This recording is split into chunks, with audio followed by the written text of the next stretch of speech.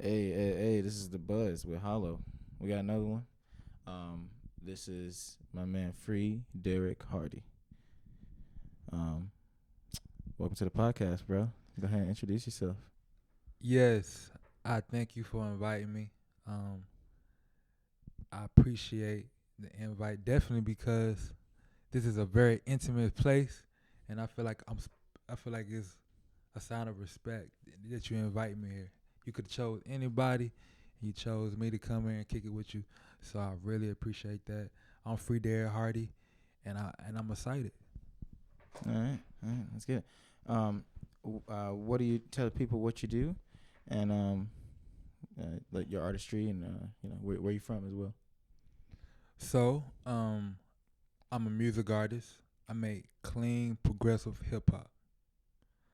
I'm from the 252, North Carolina.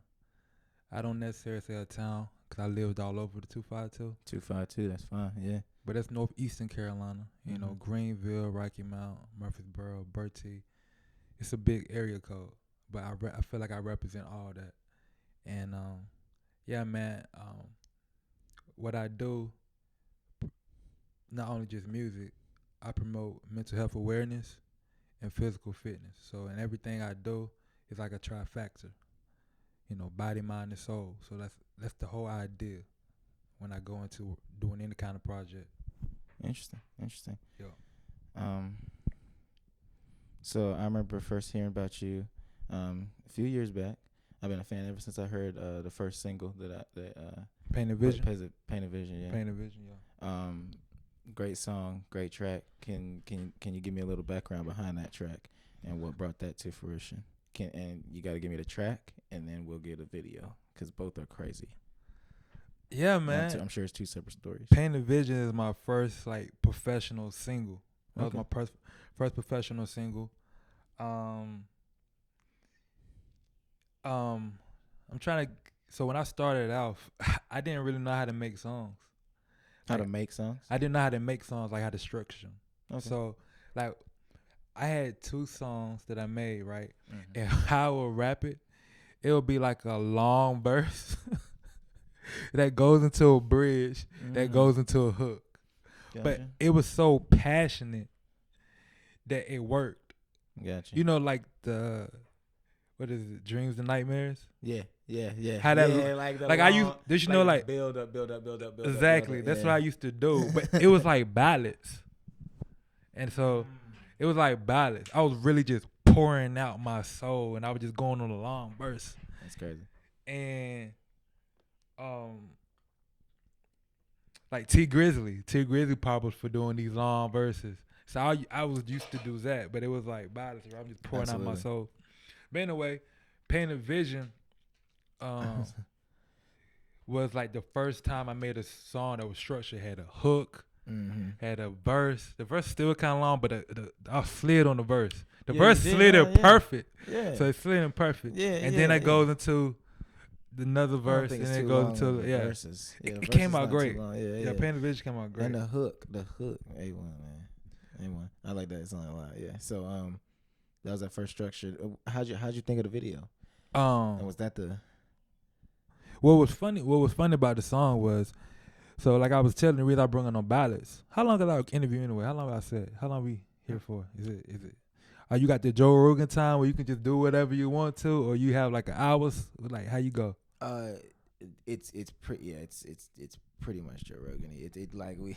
Is Joe Rogan? You do what you want. We can some are 30 minutes, some are an hour and a half. Yeah. I have everything literally between 30 minutes and an hour and a half. So Okay, well say less then. We can just talk. All right, so yeah. No, So truly no rush. Okay, cool. All right, I'm chill now. I drove here from Greensboro Rock out, To- man. I to- appreciate you to the boonies. coming all the way. Yeah. This To where studio, we this at. studio To is where in. we at? Yeah. This I'm studio. talking about birds, bees. I'm talking cows, horses. I feel you. I, Yeah. I smell the manure when I come outside. Oh, you came from the boroughs, so you drove through that way. That's why. Okay. That way. Oh, he drove that way. So I really can't. I said, okay. The 252. No. Yeah. I was like, yo, because I'm kind of like a I'm very cautious person. I'm like, yo, what the heck this dude got me going in? Like I'm in a cut. Gotcha. So I was like, by the time you I was get like, here, yo, though, what is this? Oh, cause I'm thinking every time I see y'all, it's city. very So I'm city, thinking like very we're gonna be in the yeah. city or whatever. Yeah, you gotta be going downtown. Well, we in the freaking boonies. I got you. But I I got But I will say this though, coming from the 252 is very boony country too. It's not, But we don't have the hills like y'all do. Like y'all got the Mm. hills, so ours is flatland. You know, it's flatland. You know, coming towards the Piedmont region, we close to the mountains. Yeah. It's hilly. Right. So yeah, my car be like trying to go up and Yeah. down. Yeah, we was just me and my wife was just talking about hills. The other, like them hills, sometimes you got to coast downhill Yeah. to get there. She said she had to get like it was a long Yeah. ass story. She had to coast. I feel you. Yeah. But what I was saying was the reason I did these long verses with ballads. I did those songs and I performed it everywhere I go. That was my practice. I performed it everywhere I go. And I got so passionate. I was so passionate about it. I mean, with my performance, people just love it. Even though the structure was just effed up. They just loved it. So when I did Painted Vision, it was the first time that I really made a song that was structured with the hook, the verse, the hook, a little catchy little kind of bridge for your mind, for that whole thing. And my producer, got to shout him out. Deviant Sounds. Got to shout him out from Greensboro. From Charlotte, but live in Greensboro. Shout out Deviant. I wanted. He did that one? Yeah, he did all my production, bro. It's the way we met was perfect. It's just interesting. Oh damn, that's crazy. He was up here. Yeah. You interviewed him? I've had a conversation with Deviant up here. Yeah, yes. bring him up here. Yes. He's really like a mad scientist. Yeah, he's great. Great guy. Yeah, mad scientist. But the whole story behind like how I met him was crazy too. We'll get into that. Yeah, we're getting into that. But I love Azera Shah's music. Like Sylvia Demo. Mm-hmm. Love that sound. Cause it sounds like a little bit of the 252 to me. Cause he's from Chattanooga. So he had created his own Chattanooga sound. So I saw that in his country, it's Tennessee. I'm from North Carolina. So I saw that and I was like, I like that vibe. But I gotta make it more 252. 252 is kinda like janky, high, the hi-hat's knocking. Yeah. It's kinda clanky, kinda raw. Yeah. But it's a vibe with it. Mm-hmm. So I wanted that sound. I told him, what's up? 252 vibe. Yeah, that's 252. Well, like it's like this, but we cool at the same time. It's kinda like raw. But so I talked to Deviant and I was like, hey, I'm looking for this, kind of like a Rosera job. And he already had something that's already made, something that was already done, and just digging back to stuff that he probably just played around with. I always get the stuff that nobody seems to like, or like you just like, oh yeah, man, I was just sad when I did this, and I just did it, threw it away. Then I was like, nah, I like that's that. The one. Yeah, I like you. Like when he do stuff based off his feelings or emotions, I like that, right? True. So I found that beat. I think we called it a Zara Shah beat or something like that. And I got it. Went back to my mama crib. Mm-hmm. My mama lived, and I recorded this song in the 252. So I lived in Greensboro. I'm living in Greensboro. And I just drew, I think I was in school during the time. I was in school with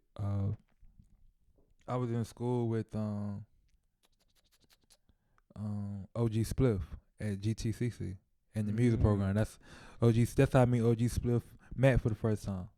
True. I think that's how I met you.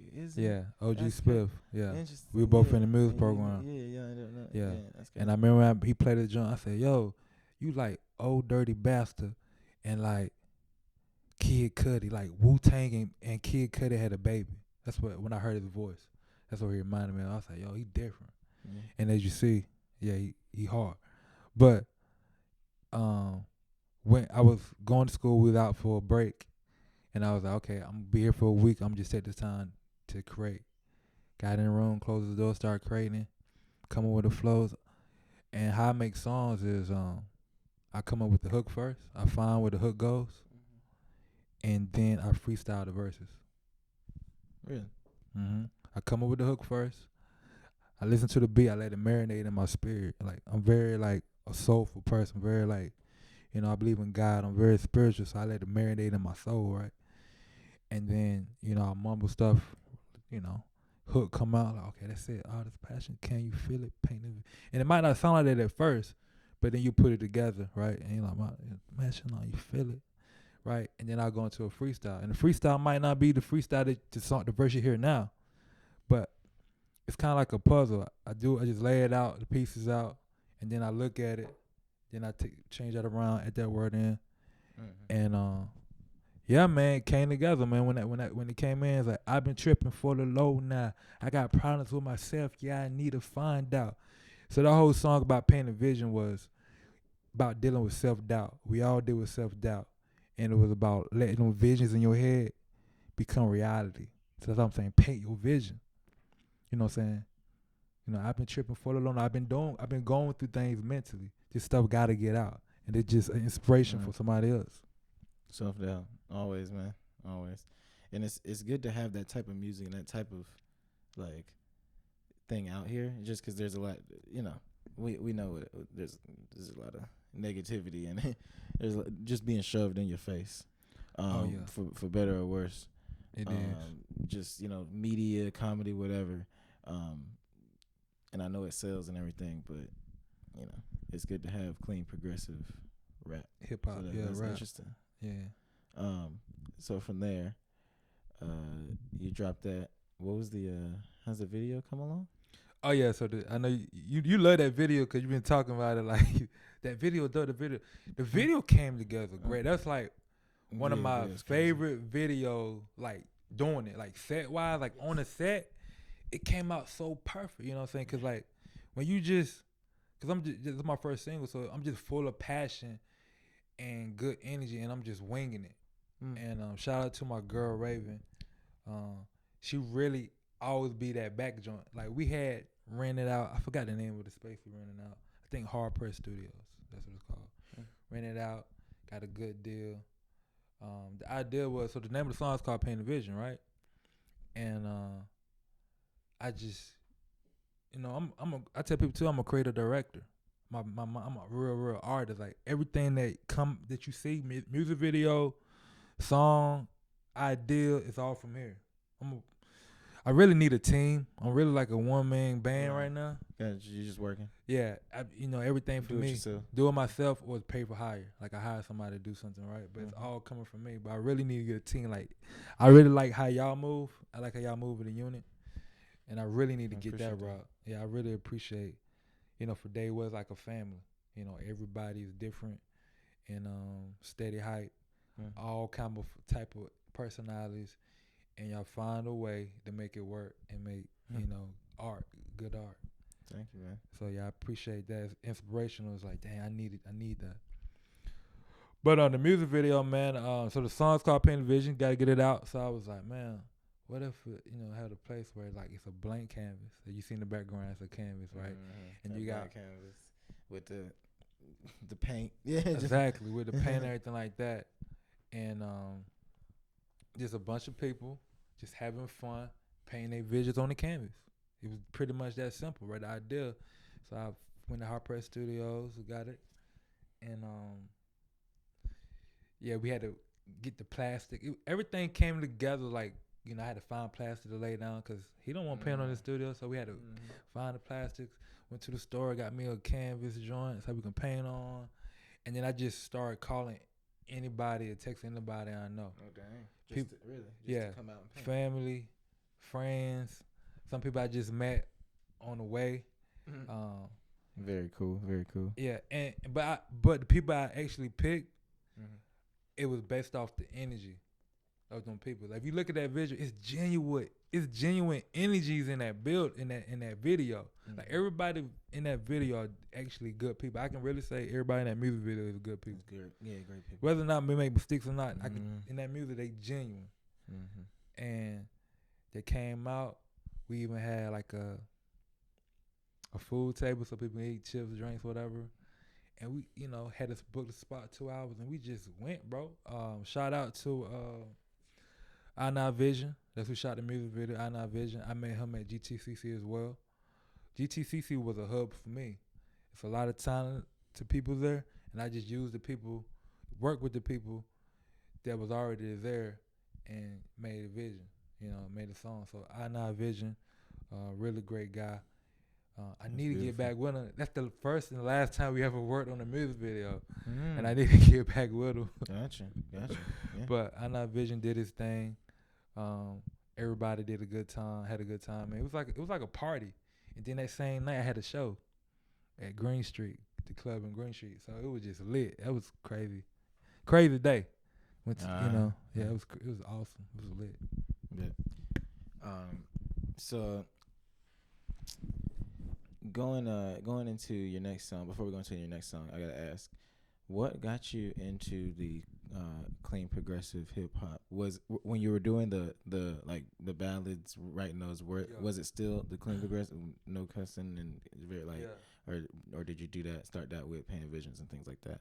So you heard that saying, it takes a village to raise a child. Mm-hmm.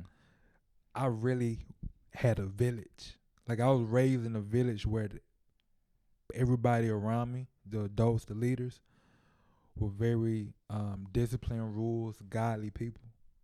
I mean, I grew up and saw my great granddad, my granddad, my daddy, my great grandma. Like these people around, like I know what a real man look like. I'm from where men like can build houses, work on cars, cut grass, and work a full-time job and be able to feed the kids. That's the kind of cut. That's the kind of cut I'm close from. So it's in me, right? So on top of that, because they godly people, they don't allow that kind of music, right? So I love hip hop though. I love hip hop because, you know, it really it's a lane for people to express, and really you hear a side of people that people don't have a voice. But hip hop is very explicit, just what it is. Yeah. When you're dealing with people, hip hop comes from, Bronx, New York. People in poverty, they come in with turntables, speakers, so it's very raw. You're not gonna get the most polite lyrics, right? Because it's coming from a raw population of people. That's how they talk their lingo, right? But so being in my situation and I'm loving hip hop, I wanted my family to really hear what I was saying or what I was about, because I got these feelings that I can't express to them. So from an early age, I was like, okay, I want to make music, rap music, because I like rap. I want to make music that without cussing, so I can get as many people as I can to listen to it. Mm-hmm. So you said that from a young age. From a young age, that's why when you hear me rap, it don't even sound like I'm trying not to cuss. It's like it just flow, because I've been freestyling. Like I used to be in my bedroom. I totally agree. Before I knew I wanted to be a rapper, I didn't know I wanted to be a rapper until I was 24. I was preparing for this when I was 10, but I didn't want to be a rapper. I didn't see how I fit in the rapper world, because all I know was the gangster, the drug dealer.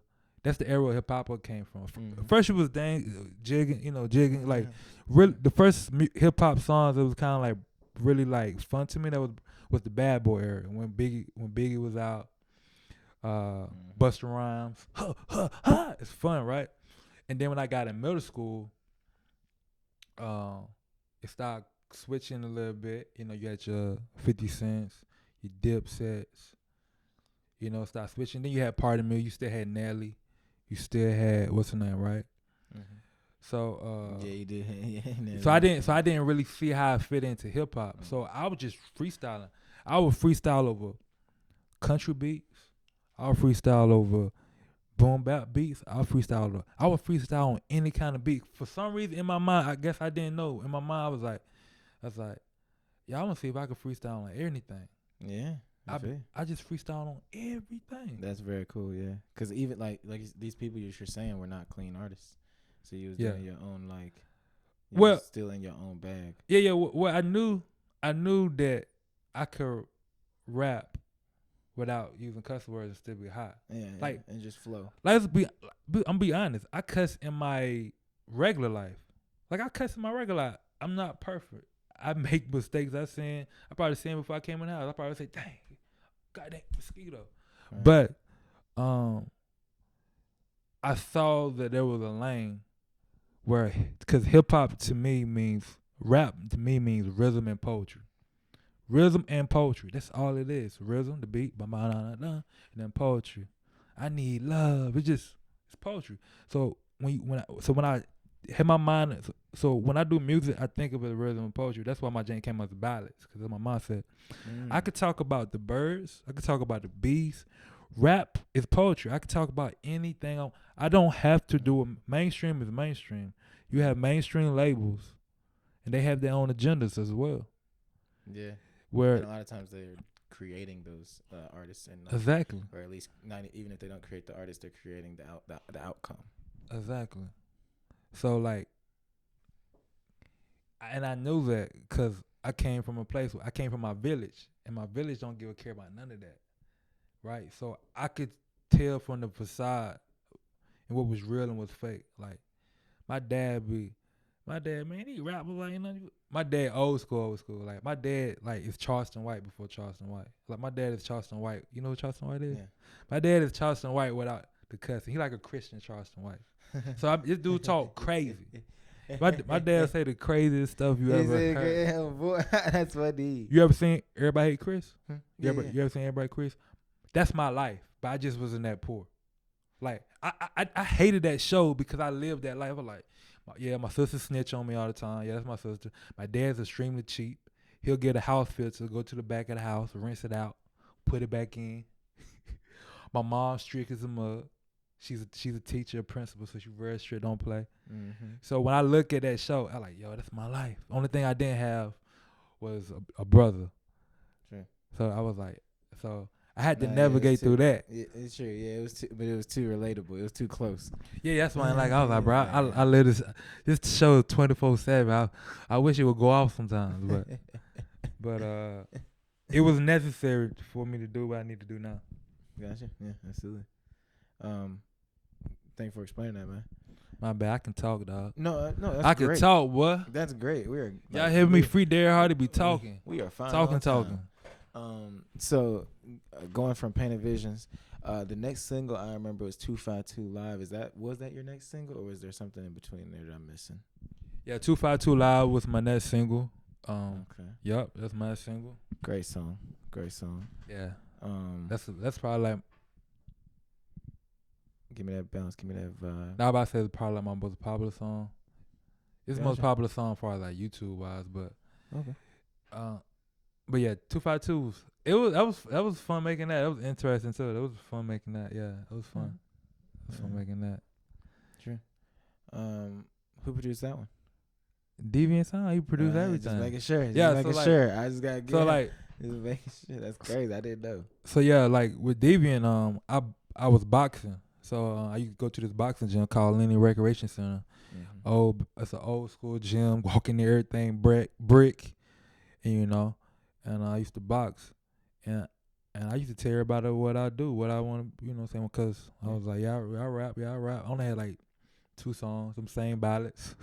I used to do them ballads everywhere. Shout out to Artist Block. Artist Block Green. I'm showing everybody love today, right? Yeah, shout out Artist Block. Shout out Artist Block. Got it. You know what I'm saying? Been there a few times. You know, always. shout Yeah. out Greenville, North Carolina. ECU. Shout out Greenville. ECU used to go to the basement. They used to do open mics over there. The first time I ever performed was at Pitt Community College. For my first time I ever performed, I was so scared. But the first time I performed, I wore a cap and gown. I wore my graduation cap and gown from college when I performed, because I felt like I had graduated again. It was my first time performing, and that was one of my biggest fears. I'm talking about, that's why I didn't play sports, because I was scared of crowds. So to do what I do now, you can't even tell that I'm scared of crowds. You can't even tell right now. That's how I know that, you know, I'm brave. You know what I'm saying? I'm brave, right? I'm scared. I tell people I'm scared, but I'm brave. I'm scared, but I'm brave. Like, but you had the mental to overcome that fear of being in the crowd by that. Yeah, man. Yeah. Being in front of the crowd of me. Yeah. And it was like, the performance was so funny. It was a beat that I made. It was a janky beat I made off of GarageBand. Ooh. It just It like wasn't a great beat. it wasn't. It just looped. It's a It looped. garage- little It was garage band looped. It just looped. Little garage band loop. But I was so passionate, bro. Like you seen me before. I was so passionate, and I was so like, I'm just like Yeah. pouring my soul out. That Mhm. it just worked, and that's what I did for a long time. Just pour my soul out until I figured out how to make music. True. Yeah, that's dope. So how'd you so you made Oh, yeah, 252 do that Live. by that? Yeah, By just introducing yourself? yeah. I was at the gym, met a young lady. Oh, yeah. I don't remember her name. Gotcha. Maybe Devin know her name. Mm-hmm. I don't remember her name. She said, I know a producer that go to my church. And I said, okay. And I just went to church. I was chilling. Oh, buddy was out there on the keys. I was enjoying the service. I was to the service. I raised up in the church. I tell you, I come from a godly family, so it wasn't a thing to me. All right. And then church service over. You know, he played the keys, so it's the end of the church, right? We go into his car. He had a truck at the time. Go in the car. He turned on the music. And keep in mind, I've been going to GTCC, so I've been dealing with the producers out there, and none of them had that sound I'm looking for, because I know what I want. Like I said, I'm a creative director. I know the sound. I know what I want. And he's like, hey, Devin, right? You know, just kind of quirky. You know, he kind of quirky kind of joint. And he played the music, and I was like, he started just playing stuff. I was like, oh my gosh, you've been I've been like looking for. Like, it was just God, you know what I'm saying? It was just like divinity, right? It's like, oh my God, this is what I was looking for. Beautiful. And then after that, just, you know, went to the crib, and then I found the music that he just made off, like, hey, I made this song happy. I made this a little sad. Like, he just like just stuff that he just put in some like folder that nobody cared about. He played me the beats that I guess he think that people would like or whatever. And I was like, yeah, that's cool. But what is that? I heard something in there. What is that? Oh, and that was the throwaway. Yeah, That was and I pretty much got like everything in that little folder that maybe that nobody saw value or he valued. And I ain't have a lot of money. I was broke. I ain't have a lot of money. So you know, we just built a relationship, talking about things, breaking down, listening to music. Some of the songs. A couple of the songs on my album, you know, made on the spot. But anyway, 252 Live was a beat called Procrastinate. And I'm the king of procrastination, bro. You just procrastinating on everything. I'm the king of procrastination. Like I graduated from too, you too. Real quick. I think it's an artist thing. Yeah, we're good. We're better at cramming. Exactly. Some of your best ideas come when you're cramming at the end. Yep. It's stressful than a mug. It's so stressful. It's stressful. And people who aren't artists think it's insane. Yeah. Like they're like, oh my God, I would so much rather plan. And I'm like, I feel like it's kind of necessary. I feel like as artists, we gotta have that chaos. Like gotta have a certain level of. Like, I've been going through a little bit of chaos for this last week. But I was like, you know what? This is actually good. I might need to press record. Like, for me, when I get that, like, there you go. Yeah, literally. Yeah, when I get all that pain, that energy, all that anxiety, whatever, and you bottle it up. Like, sometimes I will hold freestyles in so I can just go berserk on the mic. Sometimes I'm like, okay, I want to freestyle, but I'm going to hold it because I'll freestyle anywhere. And I'm just like, all right, I'll try to load it up, and it's boiling like a volcano. You know, it's like, it's like you got a slice of cake. You know, you've been waiting for it, like.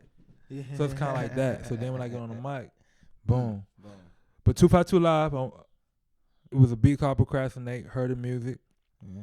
I know I wanted to make an album, and I know I wanted to dedicate this album to the 252 where I'm from. I felt like my perspective and how I saw where I'm from and what I learned when I was younger, I didn't understand why I was there. I felt like an alien, bro. Like, I'm from. So that part of North Carolina is like the poorest region in North Carolina. Bertie County, look it up. Bertie County, Herbert County, Gates, North Carolina, all that county. It's the poorest region in North Carolina. Basically, bro, it's in this black rural country. It's a black rural country. So basically, it's the slaves who stayed. right? It's basically, and everything around us is land, so they use it for agriculture Right. or prisons. So like, I used to date a girl who lived in High Point. She got in trouble with the law. They sent her to 252, and she lived in High Point. There's 27 prisons in a 100-mile radius of like Bertie County. So it's not, 27. yeah, it's not meant to. It's not meant for growth. The money is agriculture Damn, and 27. prisons, right? It's not because it's bad. Right. It's just because That's weird. that's some of the land. That's just where they look. Okay, we're gonna Yeah. have the prisons, and we're gonna have tobacco, the soy, and stuff like that. This is what they put. Yeah. So there's a ceiling. There's a ceiling. You know, there's a ceiling for growth. That Right. caps. It's not too much growth that you can do there, right? Right. It's just a little history lesson. But I didn't know the makeup of where I'm from. I didn't know why my people act like this. I came from a place where a family, where my village were very strict. But when I go to school, my friends don't have that village. Come from single parent moms, so we are speaking kind of like two different languages. So now I have to try to conform to them to even just to survive. That's why I got the name Free Derrick Hardy, because I had to bottle who I was to survive in this place, right? And my parents, they provide me with all I need, you know, house, family, food, whatever I need, right? Teach me how to be precautious, right? But they wasn't the best communicators, so that's why I rap. You know, shout out to Kanye West. When I heard him, that's when I said, okay, I can do this too, because like he has a different story, right? You know, he's from Chicago, but you could tell he was an alien. He was in Chicago, but he saw the work. His mom was an educator. My mom is an educator. He talking about college. I went to so I could correlate. So when I saw him do his thing, I said, oh. And then Kanye West introduced me to De La Soul, Tribe Called Quest. Gotcha. So now I'm going back, Far Side. And so I'm like, oh man, it was a whole conscious move in the 90s. Because I was a kid in the 90s, so I wasn't really processing lyrics. Right. So he gave me opportunity to go back. I said, wow, it's a bunch of guys, you know, backpackers, whatever, that's out here really like talking stuff other than what you're hearing on the radio today. Yeah. So that helped me out a lot. But anyway, back to the 252 Live song. Coming from where I'm from, man, and having that perspective, and having these feelings and sentiments about where I'm from, and being older, I had went to college, I had got more wiser, got more knowledge, and then I could look at the full view of where I'm from and know why my people act the way they do, why the growth is limited, I start understanding why. And then I was like, man, this place right here really gave me the skills I need, whether through the pain, through the good times. It really helped mold me. I needed to go through that pain to do what I do now. You know what I'm saying? I needed to go through that discipline for my parents, right? I needed my parents not to be able to good communicators. Because we all come from a bloodline, right? Mm-hmm. We came from a bloodline. We black, right? So we come from a bloodline of oppression. Every time you go back, our people are more and more oppressed. So, you know, you go back to my great parents. They had a restriction, right? That the next generation broke free. So then they get a little more freedom, right? And then the next generation get a little more freedom, right? So my parents wasn't the best at communicating. They just know work hard, provide your family, get your job, get your benefits. So they didn't understand the communicator. So I'm the generation where I learned about the basics of how to, you know, structure stuff. Now, okay, when I have kids, now when I got a little more friends, now I know how to communicate. Like, I'm one of the first people in my family to really be talking about mental health. For real. I'm sorry, nobody in my family was talking about mental health until I was like, yo, like, something ain't right. That's beautiful that you know bring that to your people. Exactly. I feel like I was one of the first in my family to really push, like, exercise. Because that's why I'm big on mental health and exercise. Because when I was going through it, just from your music, your own village. Yeah, music, fitness, and therapy. That's what got me through. So that's why every time I do a music, it got to be those things. Because talking about my experiences in hopes that it may help somebody that got through it. That's what Kanye West did for me. He talking about his experiences in Chicago. I'm a little country boy. He talking about his experiences I can relate to it, so it inspired me. And now I'm doing this, and now I'm inspiring some other people. You know what I'm saying? Like, it's crazy how it works. Like, I'm not like no big rock star, but I feel like a rock star. When I go back home, like when I go back to church, like when I made 252 live, the video, and went back to church, man, I felt like a celebrity, bro. They was like, yo, we love what That's you would awesome. do. I feel like a That celebrity. is awesome. That's really dope. Yeah, I feel like a celebrity. It's a great So song too. yeah, 252 live. Yeah, it was crazy. I came with her. Give me that bounce, 252 live. Give me that bounce. Give me that vibe, 252 live. I really wanted to wave that 252 flag. Like, that's the anthem, 252 live. I don't care. I love my 252 people, but that's just the anthem. It's really what 252 is. That's a great anthem. It's the anthem. It sounds like the 252. Dirt roads, churches, deer, dirt, four wheelers. It just, I want it sound messy. It ain't the best. It ain't the best quality ever. Like 252. that album, I kind of just glued together. Like, it'd be funny to me when people listen to my album. Gold Pennies, by the way, Gold Pennies. That was the next. That's what we're going into next. It's funny when people listen to the album. Mm-hmm. They be like, "Oh, the quality is so good." I was like, "Bro, this check is really like." I really like just winged that motherfucker, winged it. bro. All right, so let's get it. Let's just transition. So, Gold Pennies, the album. Gold I Pennies. see you got the shirt on. Go ahead and show them one more time. Gold Pennies, free Derrick Hardy. Gold Pennies. Yeah, I know y'all wondering, like, why did he name his album Gold Pennies? Why did he name his album Gold Pennies? Gold Pennies, man. Yes. It's on all platforms. So, get it right now. Gold Pennies. Gold Pennies. Free Tell us Derrick the Hardy. story behind Gold Pennies, product of the 252. Okay, so like I said, man, I was passionate about the 252. I wanted to tell my story, from my perspective, but at the same time, I wanted to make it relatable to you. That's why you like the music, because you can hear it and like, man, it's like, you know, somebody in New York that never heard about 252 hearing like, man, I can see myself in there. Mm-hmm. So, basically, man,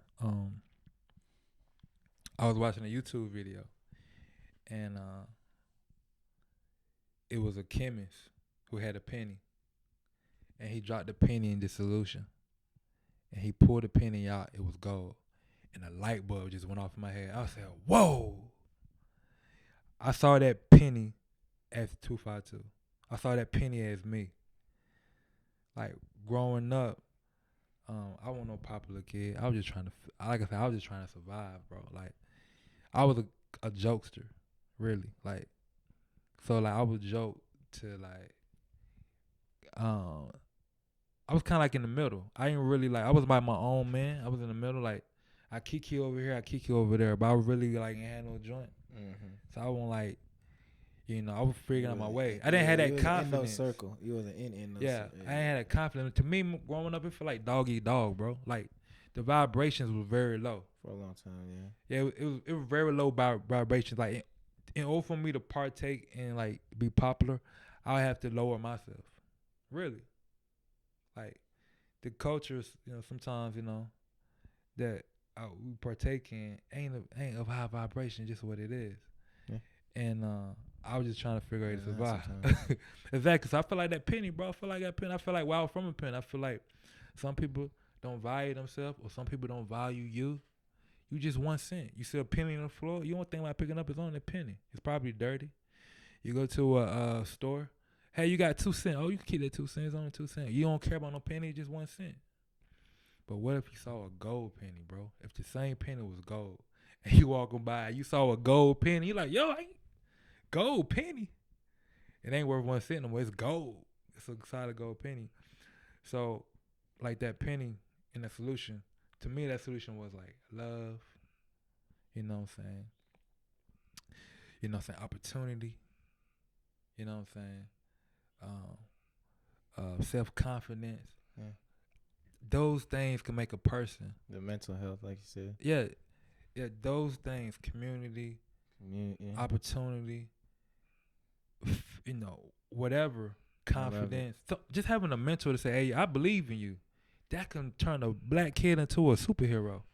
You know how many kids need to hear that? Like, oh, yo, I believe in you. Some kids only hear that joint. Some mamas don't get their kids hugs. Like, you know what I'm saying? Like, yeah, sometimes, yeah. Like, I was talking to no physical love, no. Yeah, I was talking to someone that like, yeah, my mama never gave me a hug. Like, you see what I'm saying? That's heartbreaking to me, man. No, Like, that's that real. sucks. Cause the mama hurt. Cause the mama had to deal with trauma. It's passed down trauma. That's what it is. Like I said, we come from a people that was oppressed. You go back, there's always been some type of oppression. As far as you go back, the worse the oppression was. So what comes with that is trauma. You know, and it comes in many And different it passes forms. down. Yeah, Like it's you coming. said. It can be genetically. It can be in your genes. I do things that I don't even know why I do, but if I, go back in my bloodline, study my family and medical history, it's like, oh dang, that's why I'm like that. It's in you. It's already in you. The answer's already in you. You know what I'm saying? But yeah, man. So like that penny turned gold. I was like, okay, that's 252. Gold pennies, man. So even though I'm talking about my town, I'm really talking about everybody. I'm really like, hey, yo, I'm from here. I'm from the middle of nowhere, and I became something. I decided like, hey, I'm free Derrick Hardy, and I'm gonna be somebody, and I'm gonna say something, and I don't care about nobody else. I gotta do this for myself. At the end of the day, I gotta look myself in the mirror. End of the day, when you wake up in the morning, you gotta look yourself in the mirror, bro. Like, can you look at yourself in the mirror and know that you didn't do what you're supposed to do? That would kill me. Like, that's why I was scared at first. But what happened was, like, I'm more scared of knowing that I didn't do what I needed to do. Mm-hmm. Right? I'm more scared of that than what somebody got to say. Yeah, what somebody got to say or the failure itself. Yeah, that's scary to me. It's like, damn. Like, now I got so much peace now. Like, I go through different things, but I got so much peace because I'm a goat, bro. I feel like a goat, bro. Yeah, like, because everybody got their story. I don't know what I don't know what you've been through to get here. You don't know what I've been through to get here, right? So you can call yourself a goat because you know yourself better than I do. So if you want to call your dang right, you a goat. Because if you know that you had to go through something to get there, you're a goat. So I'm a goat. I know I'm a goat. You know what I'm saying? If somebody tell me I ain't a goat, then you ain't for my cup of tea then. Yeah. You're just not part of it. Yeah. Part of what I got going LeBron on. James, if LeBron James think he the GOAT, he the GOAT. If Michael Jordan think he the GOAT, he the GOAT. If Kareem think, if the man on the bench that don't even get off the bench say he a GOAT, he a GOAT because we don't know what that man had to do to get on that bench. He there, yeah. He a GOAT. Mm-hmm. He might be the greatest of all time in his neighborhood. He might be the greatest of all time in his family. He a GOAT. Yeah, he might have changed. I'm preaching right now. No, you're real. Like you said, you've already changed a lot in your own family, your own village, and now you're continuing to do it through your music and through your projects and your art as a whole, being creative director and everything. So Gold Pennies, going into making the album, like the music for it, did you have just like a concept of I want it to just sound like this, or were you just making a bunch of songs and then they kind of put together a cohesion afterwards? So like I said, when I get music, I really let it sit and marinate. I don't really rush. Like, it really took like 3 years to finish that album. Like ideas are kind of like, oh, okay, cool. Get the music. Oh, okay. Cause this is my first album, right? And I really just learned how to make music from Painted Vision. That was my first time really making a real like song.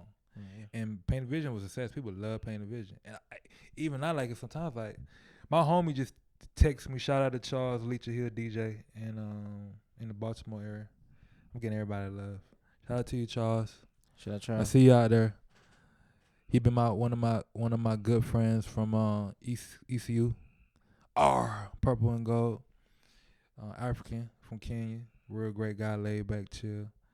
I got a story for that. ECU changed me a lot. Being in Greenville really helped. That was where I planted. That was where I started like rapping. That's when I had them 2 ballads. I made them 2 ballads when I was in Greenville, North Carolina. That's the home of the two. That's the capital of the 252. Greenville is the capital of 252. If you don't know, like Greenville would be like Greensboro. Rocky Mount would be like Winston-Salem. You know what I'm saying? Like, gotcha. You know what I'm saying? Okay. High Point would probably be like maybe Kinston. Gotcha. I don't know, but that's how I see the 252. It's like that's how I see 252. That's a good comparison. I feel it. But I let the music marinate with it, and slowly I would have ideas. And like I said, I go through my process. I listen to music, had an idea, create the hook.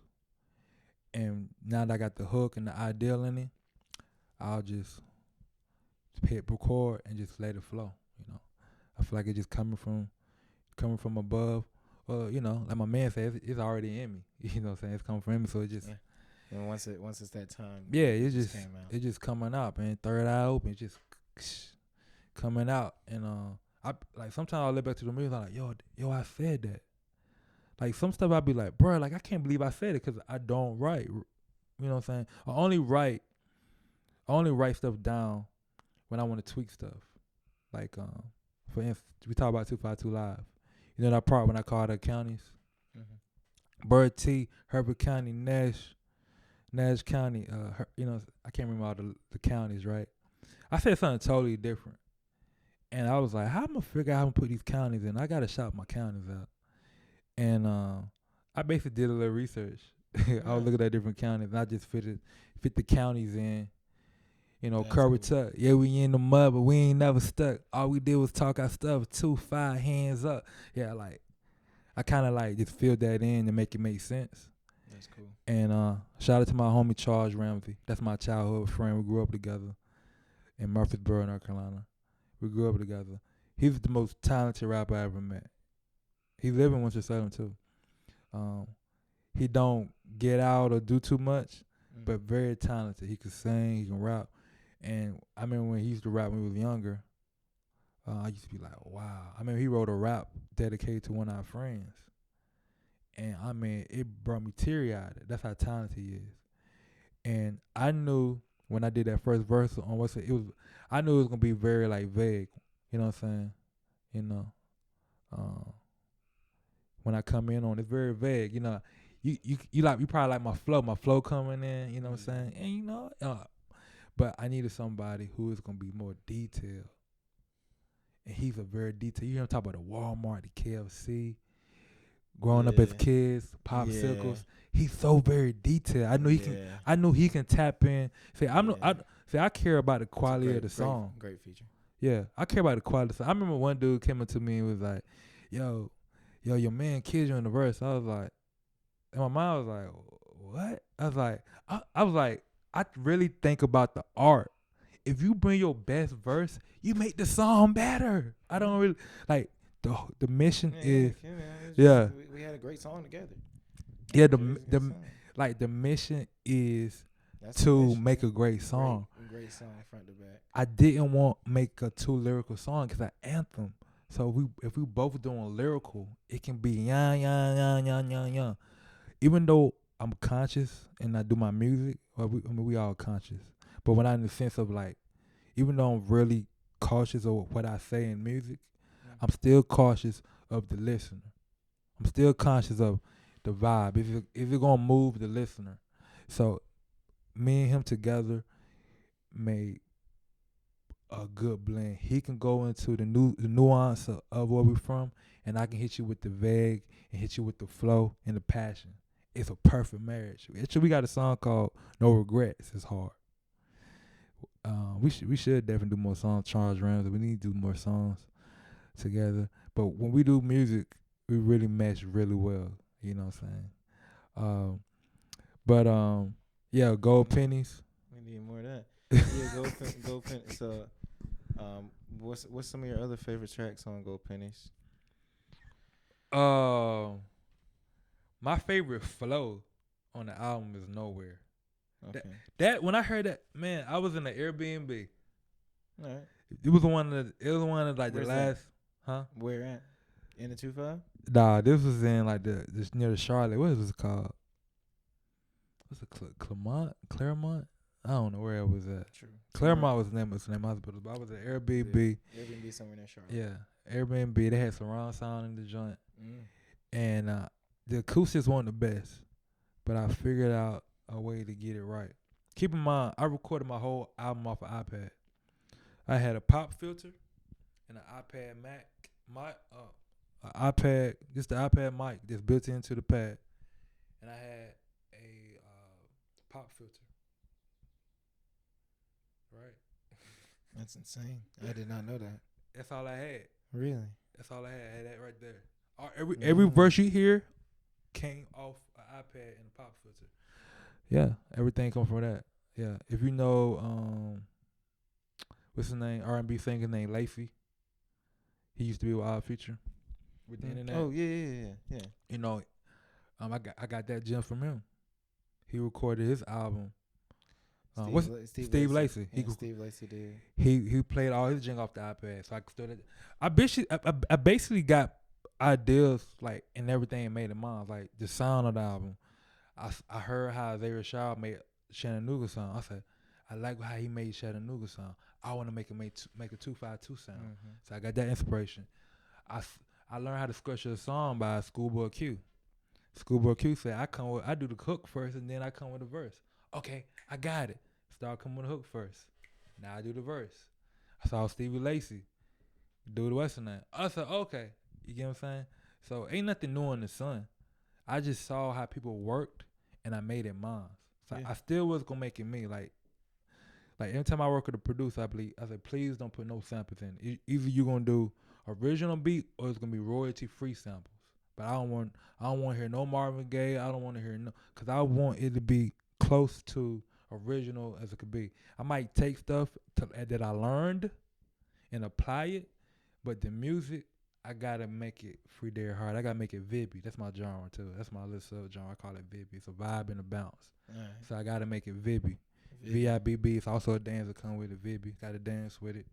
Vibby. You see me do it before. Yeah, You see me do the dance. yeah. The Vibby. Yeah. So you said you recorded the whole thing on the damn iPad. My man look like he's stuck on it. That's, He said you put on the daggone I'm out here with the Pro Tools and I'm out here with the EQ set and the microphone. So I'm out here sweating my jang trying to get the beat right and his motherfucker looking at all my equipment. I'm like, so I'm out here and this man got a dang pop filter in the got my sure mic, got my we gonna just so you just put a pop filter up to the side of the iPad? I had a mic stand. I would mount the pop filter, hold the mic, hold the iPad right under the pop filter, get a nice little distance of science to it. Give it a nice little closet to it. Like if you look at the credits, of where I recorded that, it says Raven Closet. That's funny. It was Raven's Closet. That's why it's called Raven's Closet. Raven's Closet. Cause that's why I recorded more.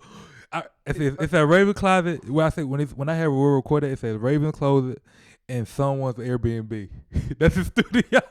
True. That's the location. That's the studio. Someone's Airbnb. That's a good shout out. Some Airbnb and Raven's Closet. Someone's Airbnb. One day when I have a studio, that's what I'm gonna name it. When I have my own studio, I'm gonna name it Raven's Closet. Raven's Closet. That'd be beautiful. It'll keep you humble. Who is mixing it after that? Lord have mercy, no. Brian mixed it. I don't know why I can't remember Brian's last name. I feel bad. Yeah, Brian. Also, like I said, when the GTCC, I used because I'm like the resources that I was there. I'm like, you recording it on the iPad. How is it sounding crispy? It's all in my credits. If you look at the credits, you'll see who mixed the album. So yeah, Brian. Why I cannot remember Brian's last name? I'm glad I remember his first name. Shout out Brian. Yeah, Brian. He's a GTCC alum, a great guy. If you look at the credits on my album, you'll see his name. But Brian, he know what he's doing. A good guy. I stressed him out a lot. I know I had to, cause I'm very like, man, I could be.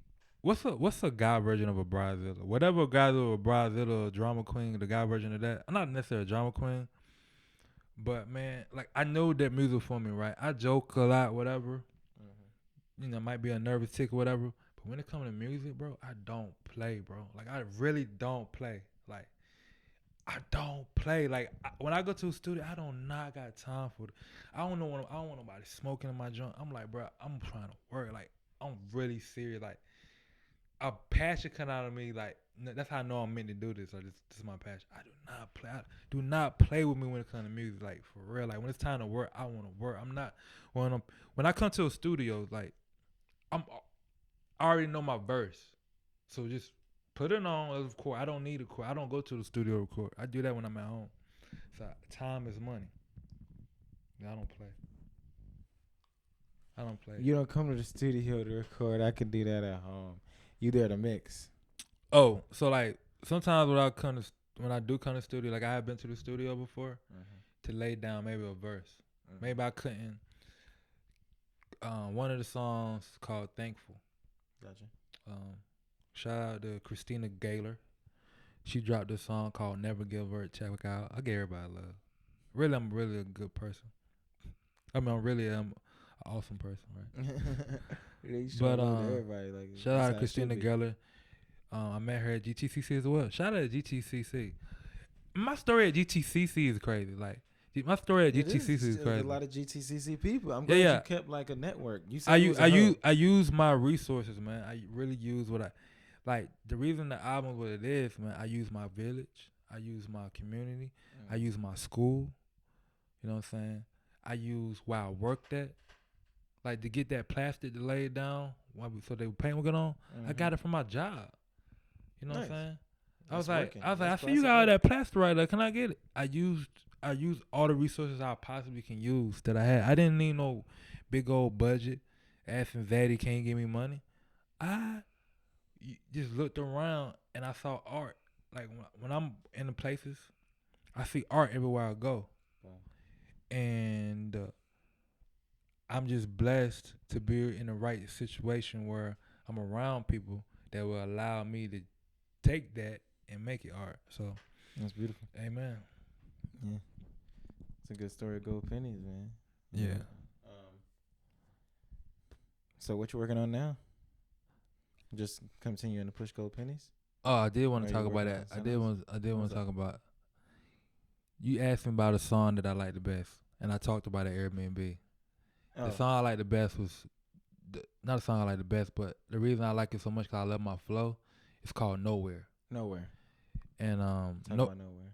If you hear Nowhere, I just love Nowhere so much because it's really how I felt, and it's a really good intro.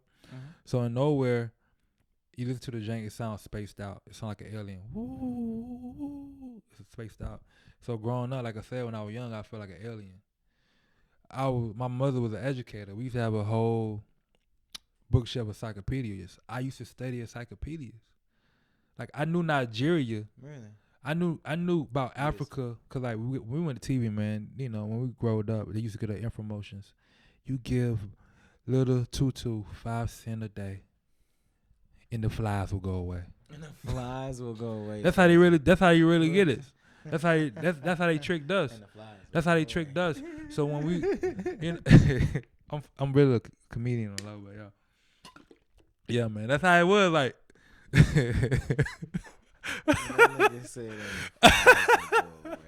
but that's how it was, though. They right. Yeah, I went to encyclopedia before Wikipedia. I went to encyclopedia. Saw Lagos, Nigeria had 18 million people, and New York supposed to be the biggest city in the world. 18 million people, and I was like, wow, they got a city level. So, being that I had this stuff, like, and my dad was a DJ. My dad, the transition was my dad was a DJ party guy, and as I was growing up, he was transitioning to Super Saiyan Christian. Like he was like Super Christian level 4, right? You know when somebody first become Christian. And they just like, don't you say a cuss word around me. They so Christian, like they won't let you be. They didn't turn you away.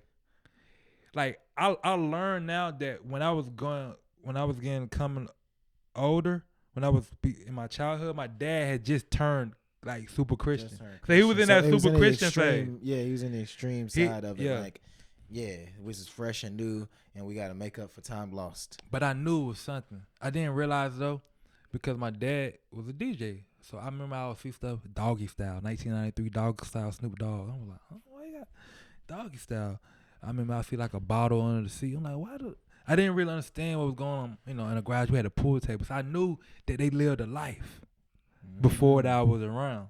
Gotcha. So all the music stuff was around me.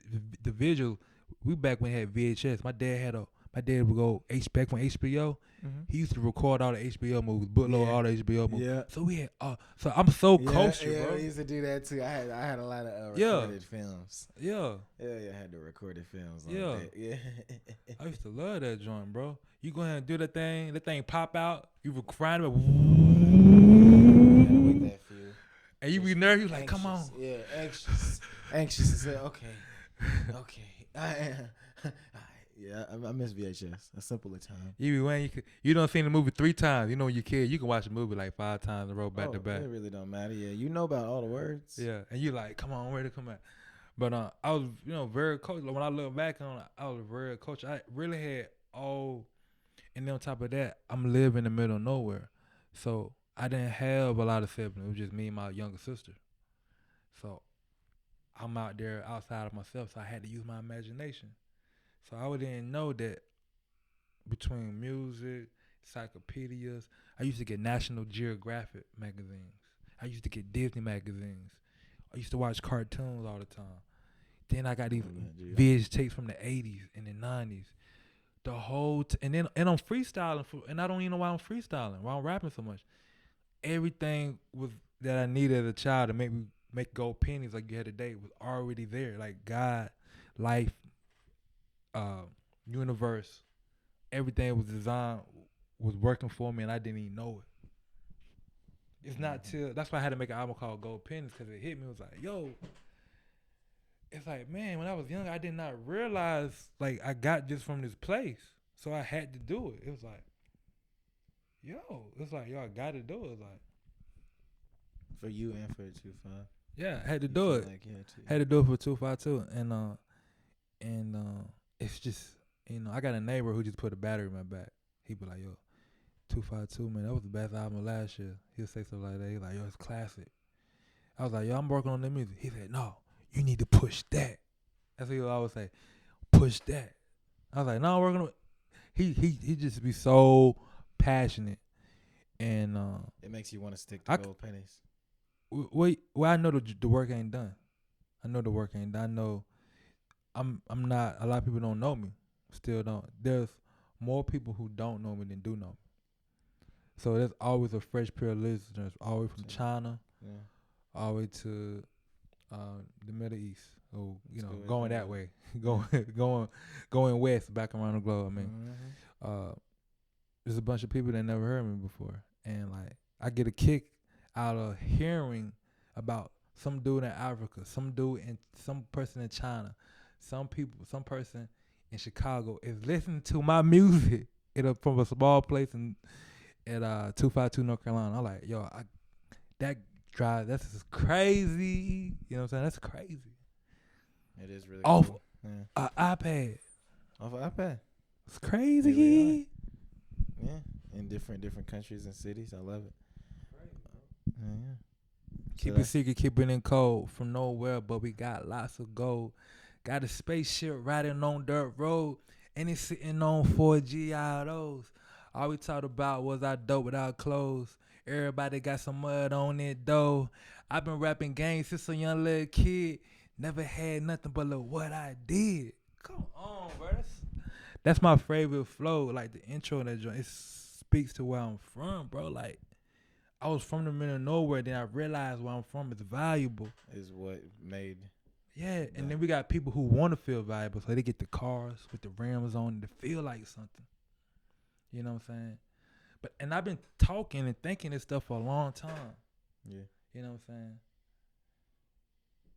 And then I did it. So it's like, look what I did. That's nowhere, bro. That's how I feel when I hear that record. I'm like, yo, I said that, bro, when I did it. Woo! Give me the Holy Ghost. Give me the Holy Ghost when I hear it, bro. I understand. That's the one give that me hits Holy. It hits you every time. It's a lot of them. It's a lot of one. A lot of one. That one hit me the most because that's the intro. Like the way the album is set up is a story all the way from nowhere to thankful. Because at the end of the day, I'm thankful for all of it. So go from nowhere, like nowhere. I mean, I didn't even know where I was, but then I put a K on it because I do know where I am. I just didn't know at the time, but I know where. It's like I know, right? So I really didn't know nowhere, and then at the end, I found myself being thankful for it. That's why I stretch it like that. Then I got my grandma on the record. Bless my grandma. Her birthday was yesterday. Happy birthday, Grandma Sarah. She's on the music video too. Happy Calling my birthday, name. Grandma Sarah. Grandma Sarah. I don't know how old she is. She won't tell me. Right. It refuses. Yeah. You'll never know. She's on the album. You heard my grandma on the album. Yeah. Call Grandma, Call Very Grandma. Cool. Yeah, very awesome. They real voicemails. Mm-hmm. They was real voicemails. Yeah, I did not even plan them. Didn't plan it. I you didn't plan none of that. It was in my phone, and I'm just creating. I see art in everything. So it got, I call Grandma. I got a song called Call Grandma. It's like I need it, not a song, but a skit where it says Call Grandma. It's my grandma telling me, you can't call me, you don't love, you don't talk, right? Mm-hmm.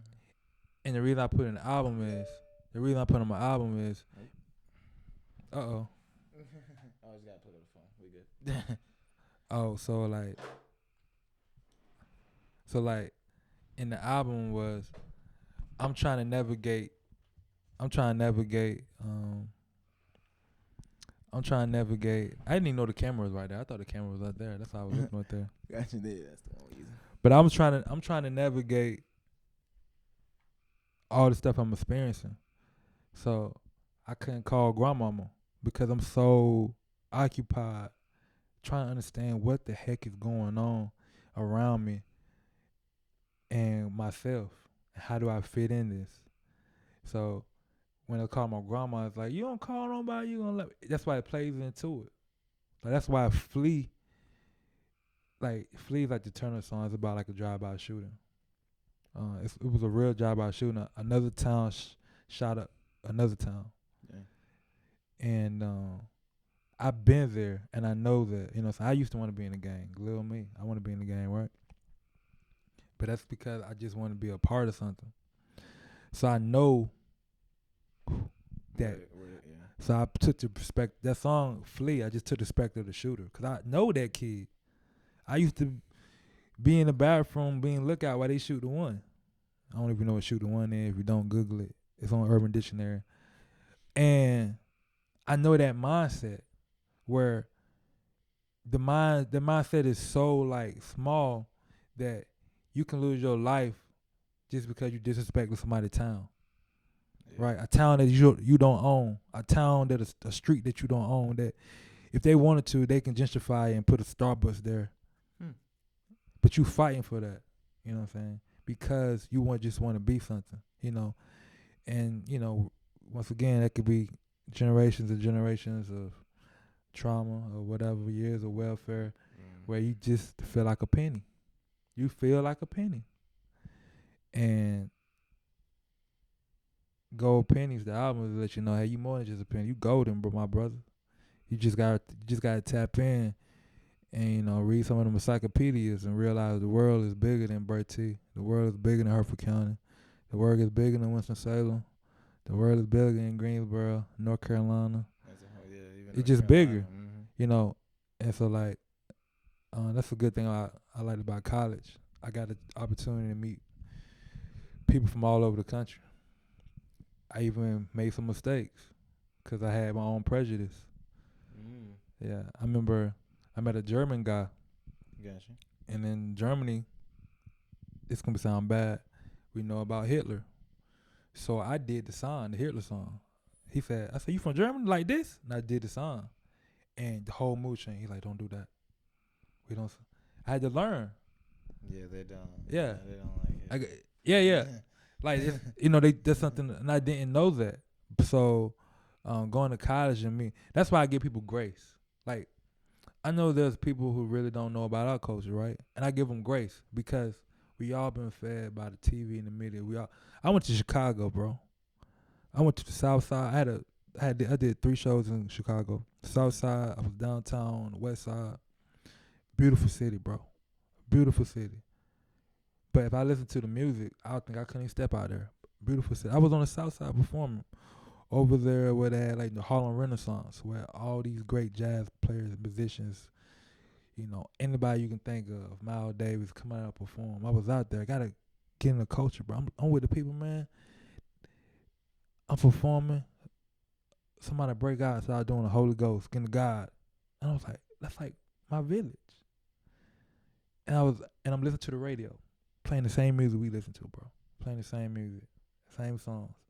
I realized we all getting fed the same thing. It's just that 3 million people live there, and yeah, it's got more culture, got more different things in there. But we all going through the same thing. That's what I learned. Absolutely. That's And very interesting. the world is bigger, bro. And we all going through the same thing, but it might be just a different language, a different color, Very interesting. Yeah. different outfit. And that's why I try to give people grace. You know what I'm saying? That's what taught me about, just life, college, whatever. Just kind of give grace, even though sometimes it's hard.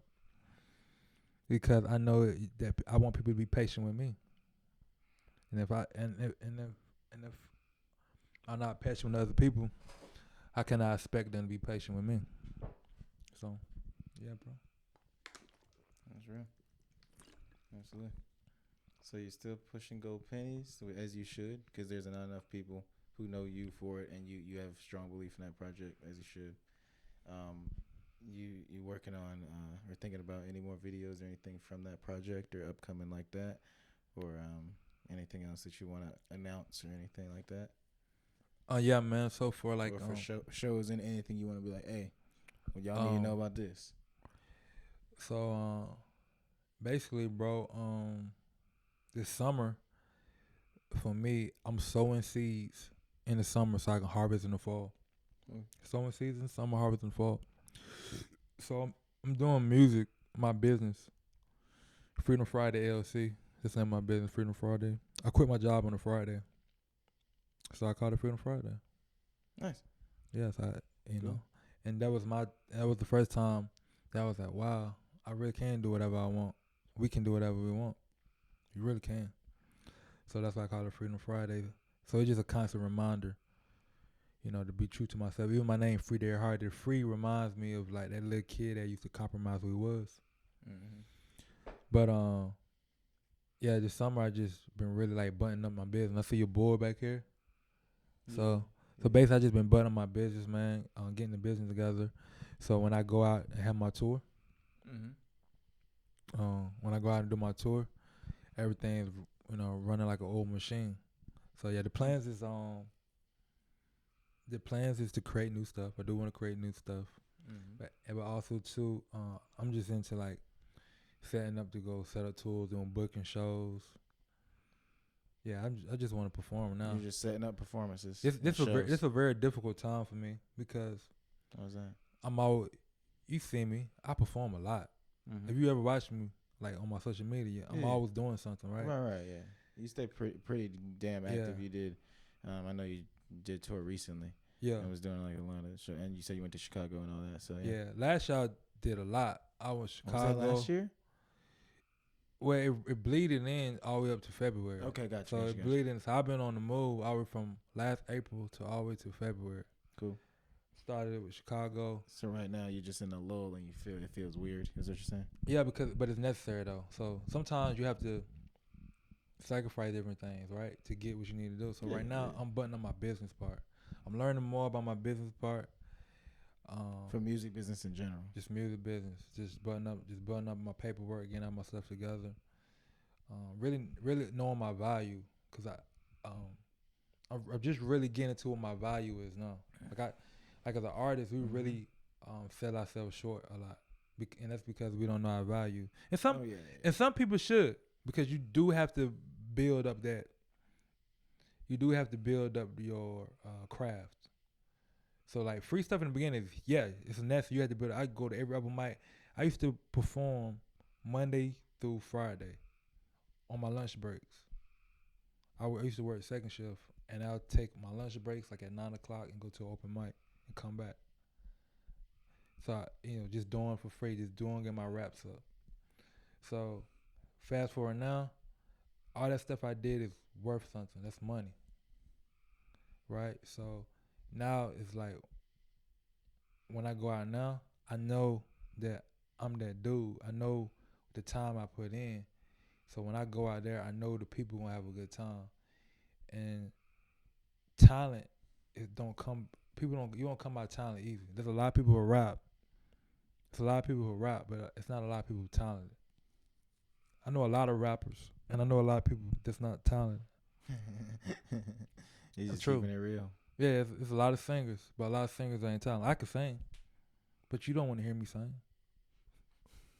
You know what I'm saying? I can Yeah. sing, but you don't want to hear me sing. And that's not what we're here for. Yeah, that's Yeah. okay. Yeah, Just not everybody. yeah, is- just cause you rap, don't mean we want to hear you rap, right? So Yeah. so I learned that talent really hard to come by, and what I do is not many people that do what I do with the clean progressive hip hop. It's not a lot of people do clean progressive hip hop. Do you know a lot of people do clean progressive hip hop? I don't. That's why I asked you about it specifically. That's why I had to ask. Like, what brought you here? And It's so new to me. I mean, that's people that make clean music, right. but it was so new to me because if they are, they're not mainstream, Yeah. right? And I definitely don't know him like locally. I really had I to, really don't know him like from North Carolina or 252 or like yeah, North Carolina in general. I don't know of nobody. because I'm caught in the middle. It's either you either secular, that's how they call it, secular hip hop, you know, the regular word of hip hop, or Christian hip hop. That's your two choices. You gonna do Christian hip hop, what's the name? I'm like in the middle. You know what I'm saying? Yeah. I don't cuss my music. So people's like, is he Christian? He say God sometimes. But then he ain't gonna talk about God all the time. So if he like, you know, secular, he's like a J. Cole. So I'm in a whole different kind of bracket. Sometimes I feel like I miss on opportunities because some of the ratchet shows, they don't know what to do with me. Like, he too godly. Can he come to a ratchet show? And I can't. I can perform it. I perform Paint a Vision at a church, and then performing at Green Street. A bunch of, you know, regular people that don't go to church. Just regular people who just want to have a good time, drink. And I'm doing Paint a Vision and going to church where people who would never go to Green Street club, and they both celebrated. Has duality. Yeah. True duality. Yeah, so and that kind of defined me too. I'm totally different. Like, who I am now could be totally different tomorrow. You know, it's all I really based off energy. Whatever energy you give me, I kind of match it. That's why I didn't drink or smoke nothing in college. Like, I'll be at parties and people would think I drunk. It's just that everybody high and I just match their energy. They're like, you drank? You need to slow down. Like, I haven't drunk nothing. Like, ECU was a party school. Think about it. I didn't drink or smoke none of my career when I was at ECU. It's crazy, right? Yeah, I saw a lot of movies. Like, I saw the 5 Heartbeats. Yeah. Nights like this, I would say drops will fall. It wasn't a good look. So I was like, I don't want to drink. Every time I looked at somebody drink, Yeah. I saw Scarface. So you still don't drink? No. Have I drunk now? Yeah, I have drunk, but it's not like it's not my thing. Like, can I drink? Like, if I was like at a wedding and it's like it's the moment, yeah, take a little sip. But it's not my thing. Like, I can't say like if I drink one time a year, can I really say I drank? It's kind of weird. That's what I'm saying. Like I drank. Same way, like if you smoke once a year, you don't smoke. Yeah.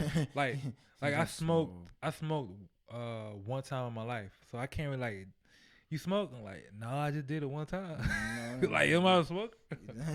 And that's fine. That's but dope. That's very cool. But yeah, it just don't work. It doesn't work for me. It's not for you. I like to be in control. I think people really need to do what's best for themselves. Even I and other people fall victim of what other people doing. And you really need to focus on what's best for you, what works for you. You know what I'm saying? I can't knock you for doing what you do. You know what I'm saying? That's big. But if it worked for you, good. And yeah, I feel like that's how I feel about rap, man. I feel like when I look at rap, a lot of people see what's hot, you know, because people want to be on too, and they mimic that. And I was like, bro, that's not for you, bro. You really need to stay in your lane. I like when you do that. Don't be him. Absolutely, definitely, yeah, I feel you. Yeah. I feel like you cuss, but because I don't cuss like that, you not using profanity. Is that true? Interesting. You different than the mug, bro. You different, bro. Like, when you perform, you turn into like a whole nother human being. Your flow, like you is like Blueface before Blueface. You Blueface before you was rapping like that before you heard Blueface, right? Yeah. I know when you heard I know when you heard Blueface. Like that. I know when you heard Blueface, you like this dude stole my style. No, I really just be talking shit. Like that's all I just be doing. Like I don't curse all that much. And it's kind of like comedy too. You actually, it's sometimes it be like, yo, sometimes it sound like comedy. In my songs, I curse a lot more than I do in real life, which is funny because you like it was the other way for you. Like, Well, you got you'll some curse, built-up you don't aggression. do it. I curse in my songs, just because I just be thinking of like the most random things. So like I literally call it shit talking most of the time. Like most of the recent music I've been making is that. So I can't even say the genre without saying it's shit talking. But To be honest with you, I just be chilling. So it's funny you said that though. I'm just like chilling. I'm be honest with you, everything ain't my cup of tea. Uh-huh. It's real, but what you do is so different. I'll be like Thank you. I can't say like I'm bumping hollow in the car. Right. But when I see you and I hear you, I respect it. I was talking to Thank my you. homie today. appreciate I was like, Thank you. I was like, you get on my nerves, some stuff I don't like about you. But you your own man. And that's why I gotta respect you. Like if you don't really rock with something, you're not gonna follow the crowd. So that's why I rock with you, cause you your own man. Always same, yeah. That's why Yeah. I genuinely like. I'm gonna fuck with people who I genuinely fuck with. Yeah. And like with that, it's cool because I go to a lot of shows and that's running a label and everything. Yeah. I see a lot of artists all the time. So unless you stick out, there's not really gonna be that type of relationship or that type of thing. You gonna stick out anywhere. I'm gonna be genuine. You gonna stick out anywhere. You You gonna stick out anywhere. But So- like, I appreciate you being honest. And it's like, yeah, it's not something I bump regularly, but like, I respect what you do when I see it. Bro, Like, you that's got literally more than I can ask. you got that track. Like, what is it? That's crazy. Like, what was it? I can't remember what it is because you rap fast. Yeah, And like sometimes your hooks will bleed into verses, your verses bleed into hooks, and sometimes like your song structure is different. So sometimes you won't have that catchy hook over and over again, so you can remember. So I can't remember the name of it, but oh nah, yeah. as you tell, I listen to you, right? Yeah. See, I have listened because be honest, when I first heard Kendrick Lamar, like Kendrick Lamar, one of my favorite rappers, right? Mm-hmm. When I first heard Kendrick Lamar, I was like, yo, this dude voice is annoying, right? Gotcha. When I heard J. Cole, I was like, yo, who this North Carolina dude trying to fight in New York? So it's my favorite rappers now are the rappers that I didn't necessarily like when I first heard them. Hey. Right? I got another tape dropping later this year. Just so you know, I'm trying to drop a tape later this year. So, hey, hopefully. Anytime you like, do damn, something, this shit crazy. anytime you do something, I'm intrigued. So, cause like, you know, what I'm saying because you so you, Thank you, man. it draws my interest. That's what I've made steady for. Like, just people being able to be themselves and come together in a community where people are unique, so they not like each other. Because when you really yourself, you can't be like each other. That's like too much. Yeah. We can relate, but you're not exactly like that next person. So I brag about y'all all the time. Thank you, man. Cause I say, y'all remind me of. I know some people don't like comparisons, but y'all remind me of. Future. You know what I'm saying? You could say Pro Era. Yeah. We was just talking about Pro Era. Yeah. I love Pro Era. Yeah, you can go Wu-Tang. But because y'all got so many different styles and different kind of people. And like I said, everything ain't my cup of tea, but it's so you. It got my interest like. It got me looking like. You know what I'm saying? So like that's how I respect about it. I respect people who really even there's some messages that I don't agree with. There's some messages I don't agree with. But can you make me believe it? Like, can you make me believe what you're saying? Like, I might not agree with you, but can I believe it? At least can you make me believe it? And I respect you. Like, okay, I believe him. Like, he actually went through that. He actually had to hold that pistol. Or he asked that. It might be some ignorant stuff, but I believe it. And Yeah, man. Thank you, So man. yeah, Yeah. I just respect authentic people, authentic music. I just Thank respect you, it. man. Even Yeah. if, like I say, even if it's not my cup of tea, it's authentic. I respect it. Thank you, man. Yeah. And you understand like the duality and everything between Yeah, and you know that yeah. type of music, you know, in existence in general. You totally understand. Yeah. Is there anything you want to tell the people specifically? And get off your chest. Um.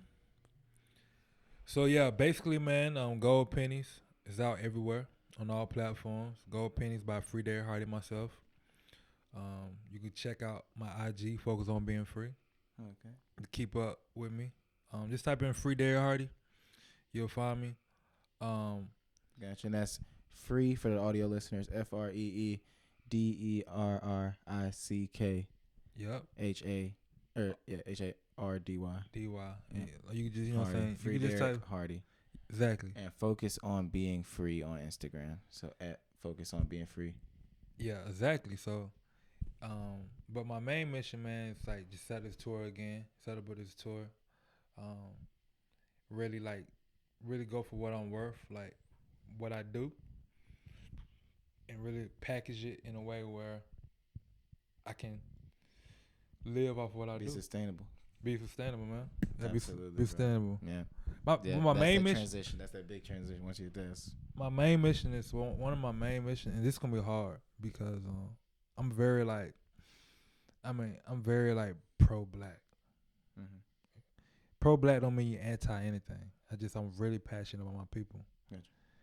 and my real mission is I really want to change the way we talk to each other.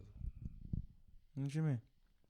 So growing up, we like to rag on each other. We want to talk about people's fit. We want to talk how you look. We want to call each other the N word. All those vibrational stuff, right? Instead of just saying, "Hey, bro, I like what you got on."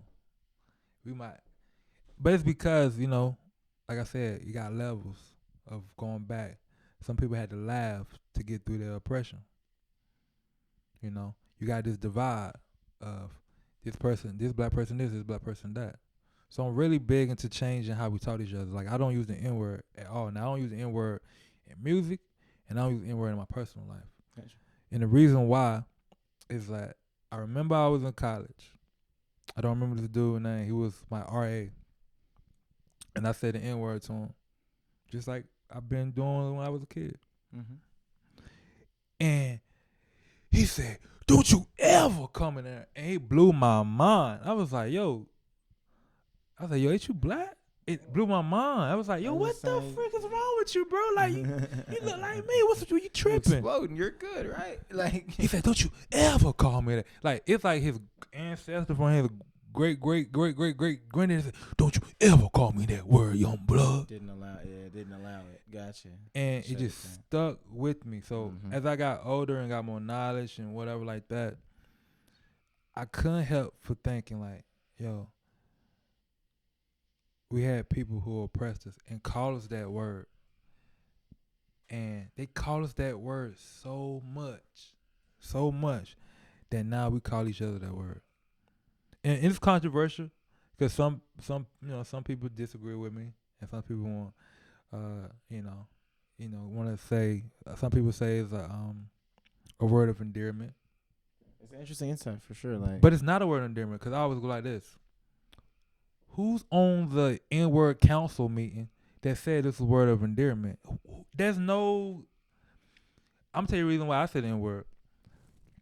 Because I was going to school, and I heard other people say it, and I wanted to fit in, so I said it. Why you say it? Why did you say the N-word? Why did you start saying the N-word? Start saying it? I mean, I'm definitely just around the niggas who say nigga. Exactly. I generally say it. You said it because you're around your period. It's no more, no less. And then after you saying it, then you throwing, yeah, it's an endearment. That's my homie. But you just said it because everybody else said it. Why do I wear these shoes I got on? Because I saw it on a commercial. I saw LeBron James wear it. And if LeBron James could wear it, that means maybe I can jump high. It's just because you saw it and it made it cool. Right? And maybe it started with small talk, right? Yeah. With small talk, right? But it used to be a time and place. Now it's everywhere. We call the dog it. We call the white person it. We call the car it, right? But then we get mad when when uh when white person said, it's like this same word can be used to as a word of endearment and love you, but the same word can be used as vile, hate, right? And it's like I don't want to be a part of that. We more than that, man. And I really want to change how we talk to each other. Like I be listening to the music, and it's like so much poison. I understand that people come from different backgrounds, and they really come from that, right? But you don't have to be the environment, you know. You don't have to be like I'm from the poorest place in North Carolina. I just tell you that. Look it up, Bertie County, Herbert County, the poorest place in North Carolina. And I didn't become that with that stigma. Yeah. It's all about your mindset, bro. It is important. You can be in the slums and have a rich mindset. You can be in the slums and at a young age learn like I'ma sell candy. Candy turn in to selling candy can turn into selling washing cars. Washing cars turn to selling cars. Selling cars turn into having your own auto lot. You get what I'm saying? Shit, yeah. So like, but he started selling candy, washing Just cars, clean guy. selling Yeah. cars. Doing this clean stuff. Yeah, being himself. You get what I'm saying? Get- Owning get- the whole. So it's a mindset thing, right? Environment, yeah. Only thing about it is when you at the bottom like that, what you're playing with is probability. Because a lot of people say, if you can do it, I can do it too. Right? Yeah, you're right, but the chances are more slimmer. So if you're in a place of influence and wealth, you have a higher probability to access wealth. Oh, yeah. Yeah. If you're at the bottom, that whole jam, if you could, yeah, you're right. But the probability of everybody making there is not as high. You got to take into account of that. If a dude got a family that people ain't never been to college before, the probability of him going to college is gonna be low because he never seen it. He don't know he don't know about FAFSA. He don't know about applying. He might even have the application fee to pay for the joint. So it's gonna be harder. Right? So I give that grace. I give my people grace about because I understand. But I don't have to partake in that. I want to lead by example. You know what I'm saying? I don't want to like bash nobody or say you doing wrong because I do wrong too. But I want to lead by example. That's why I do what I do in my music. That's why I do what I do when I'm talking to you now. Because I really want to change the outlook. Like just like I saw DMX and was like, just like I saw the other rappers right there that saw Kanye. I want to be there for somebody else that it changes them so they do it. Right. I don't got to be on soapbox saying that's wrong. That's wrong. Just be it. Malcolm X. I like Malcolm X. Malcolm X. That dude really lived a disciplined life. This dude was a robber. He was in jail. That dude was like in the slums. He was in prison. And he became a golden. He wasn't just a penny. He became golden and became so disciplined. Right? He did. He can't discipline and really walk the talk and led people and did also like I admire that. He looked at it around and said, yo, this ain't right. And he had his own people that disagree with him. Right? Fought with him. Killed him, whatever, right? And now we look at him, we still talking about his work because he took a stance. You gotta remember about people. You gotta think about people hated Muhammad Ali. You know, people hated black people hated Muhammad Ali. Cause they didn't understand. You changed your name to Muhammad Ali, you went for catch. They hated this man. So like what I'm doing, some people you pose to hate me. This ain't what you seen before. You never heard no man talk like this or be like this on a record. You supposed to look at me kind of funny like a weirdo. You ain't seen this, but at the end of the day, when I'm said and done, you gonna respect it because you gonna be like, yo, this dude. That's what they do. After it's all said and done, you look at the work and be like, wow, he really was saying something. Look at Nipsey Hussle. You want to look at the work. You want to look at You look at the work. People look at the work of Free Derrick Hardy. Yeah, you want to look at as the a whole. work. That's why I feel so great because I know I laid down some stuff like all my music videos incorporate family, friends, where I'm from, God. So when you look at my jank, it's a capsule. Like when my grandma passed, when she passed away, we all gonna pass away. Her voice gonna be on my album. She gonna be in my music video. She lives on forever. Always, yeah. You know your grandma Sarah? Here she go in my music video. What? Always. That's like beautiful. what you working on is gonna live in your capsule. That's gonna be a representation of you. That's why you gotta be real careful of what you say and do, cause how you feel now when you look back when you 50. Yeah, yeah.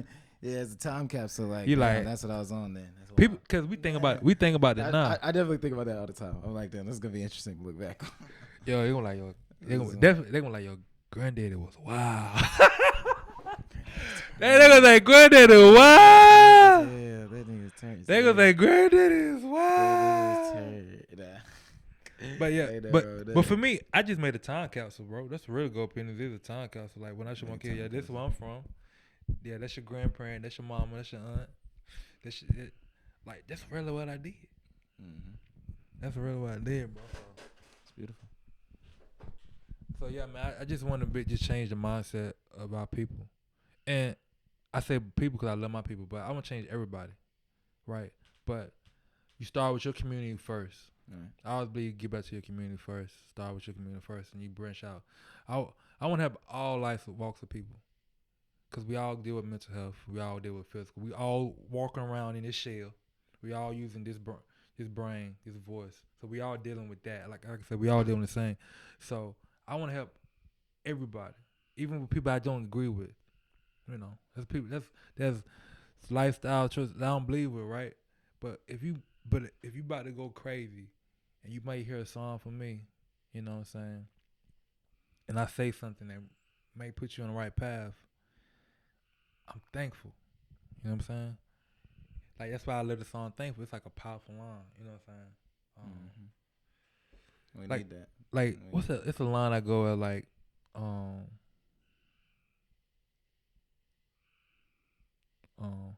life don't happen for you. Life don't happen to you, happen for you, brother. And looks of fire, my sister. I know I love you. You know what I'm saying? So like that line powerful to me because like what you going through is for your good. Life don't happen to you, happen for you. This is for you. Whatever you about to go through next, this is for you. And looks don't define you, my sister. You think how you look is what you think looks is like what. That's not everything. It's about what do you have to offer, who you are as a person. Let's get you a baby that you probably don't want an ST. It's just what it is. You know, looks don't define my sister. You know what I'm saying? I do love you. That's why I said I do love you. You know what I'm saying? Life don't happen to you, happen for you, brother. And looks don't define my sister. I do love you. That's like, they're just little words. And somebody can hear that. Just them little 2 bars. What is that? Is it a bar or 2 bars? Might be. Huh? Couple bars? Yeah. Just those couple bars. Yeah. Just them bars can change. That's my mindset. Life don't happen to you, happen for you, brother. And listen to fire, my sister. I do love you.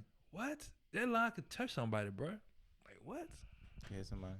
Give me chills. Like I get the Holy Ghost on here, and I'm not even like gassing. It's just like because I'm surprised that I said it. That's why I act like that. Because I just told y'all freestyle. Yeah. So I'm like, yo, it's like, bro, like what? And people feel like, yo, he's so narcissistic. Nah. Yeah, you just know your value. You know your value. I'm really just amazed.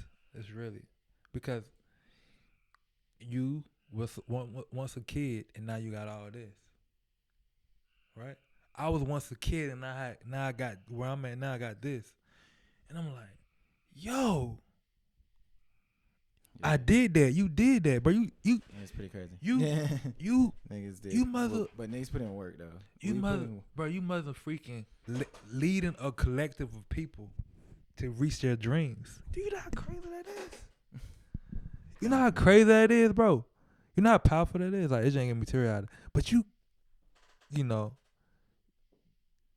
got a collective of people, bro, that and working on all the chord. that's powerful.